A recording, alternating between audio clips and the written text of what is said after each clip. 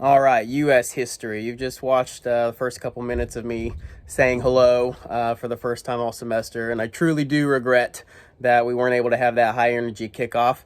So you've already watched that video. I want to talk to you guys specifically about what you're going to be doing today, Friday. You're going to take a pre-test, and this pre-test is pretty lengthy. I'm not going to lie, it's pretty lengthy. We are going to give a time limit to it, 60 minutes.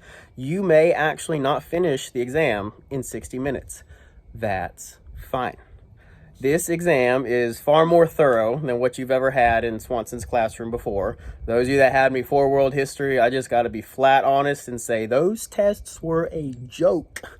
And that is just because I was doing the best I could in a first year. Now, of course, we switched to the Illuminate platform, and those test questions are far more thorough. But, I had questions last year that always had those throwaway questions like Stone Cold Steve Austin or, the Rock of Gibraltar or the Sword and the Stone. Like, questions that we're going to see this semester in Illuminate and then ultimately on the EOC, they ain't throwaway questions and answers like that. So that's why this pretest is really important. It shows you what to expect for the rest of the semester. Our questions are no longer who was the first president of the United States, George Washington, duh. No. These questions are going to be kind of multi-level. The options, the ABCD options, they might even be tricky. I don't want to say the test writers are trying to trick you into the wrong answer, but they're stressing your brain, right? They're making your brain sweat a little bit, and you're going to have to make a logical decision. You could probably, let me give you some test taking skills here, okay? I'm setting you up to take this pre-test. Here's some good test taking skills. One, know what the question is actually asking for. If the question is setting up the time period of the American Revolution, don't you get into the multiple choice options and pick something about the 1800s or the Civil War. If the question's asking about the revolutionary time period, you better eliminate options that aren't related to the revolutionary time period and don't get distracted by something about the Civil War. Also, in that same vein, and we're going to practice this a lot, but I'm just trying to give you a little bit of a setup here.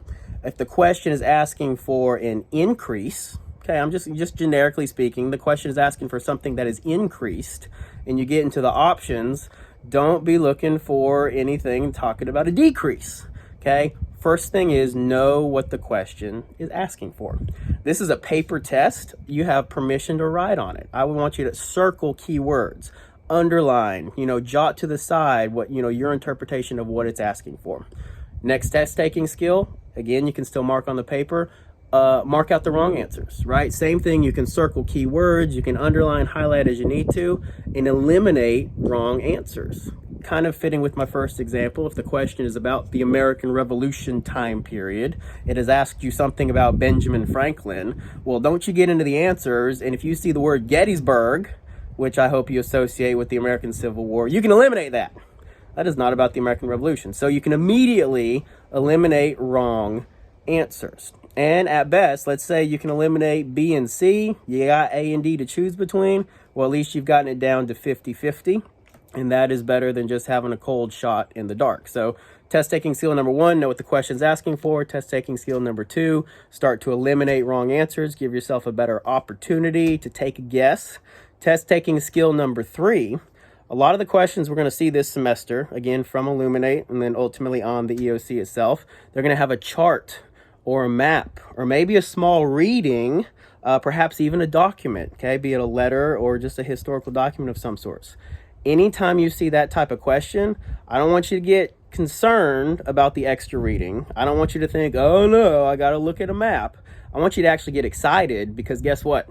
The answer is probably right in front of you. You could probably not understand anything else about the question, but if you are wise enough to take the question and apply it to the chart, the answer's probably sitting right in front of you. So whenever you see a chart, a map, a historical document, or even a paragraph of some sort, I want you to rejoice because the answer is probably right in front of you. You just have to kind of break it down and actually go for what it's, start to eliminate the options, and the answer is probably right in front of you based off of the chart or the text or the map. So those are three just upfront test taking skills. Again, this being a paper test, you feel free to write on it, eliminate. When we take a test on the computer, you won't be able to do that with a pen and paper, with a pencil necessarily, but there are tools on the computer where you can still highlight and strike through and such like that. This is step one of getting familiar with what a more complex test is like. At the end of this test, you will grade it yourself. Guys, it's in your percentage. Let's just say, you bomb it, whatever, 25% out of 100%. That's not what's going to go in a grade book. I'm going to give you a participation grade. Thanks for showing up on Friday. Okay, you're taking a pre-test. Do the best you can. What goes in the grade book is participation. I want you to honestly score it. Okay, it does me no good to have some fake score, inflated, cheating, lying, whatever. Honestly score it. And then I also want you to indicate how many you didn't even get to. Let's say you did 60 out of the 75. I want you to say 15 were left blank. Mr. Taylor's going to throw a timer up on the screen at the end of my little speech here. You're going to have 60 minutes to do the exam, and then you will grade it in class together. Final thought, what I want you to take out of this is that these questions come from an EOC prep book. Are they identical to a question you'll see on the EOC? Probably not identical, but they are definitely in the same ballpark. They are written in the same style, and they will be helpful. This is the information that I want you to start thinking about. Some of you are gonna, you're well read. You're probably gonna be like, yeah, I know a lot of this information. But knowing the fact, knowing a memorized fact is different than applying it to the question. So we're gonna work a whole lot on applying our knowledge to these questions.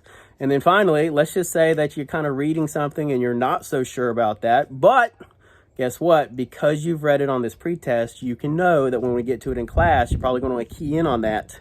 If it was on the pretest, it's probably important information. Again, this is the first time, not the last time, that we'll approach questions like this. Do your best. Read, rest, relax, give it your best, and we'll score it. We'll see how we do, and it'll really inform me as to how to take the class the rest of the way. If I see that we do really well on particular questions, maybe we don't need to spend as much time on that topic. If we do poorly on a particular type of question, I'm going to spend more time making sure we all know about that topic in U.S. history. So I've said everything I need to say. I will zip it, go back to isolation, and I'll be very happy to see you on Monday.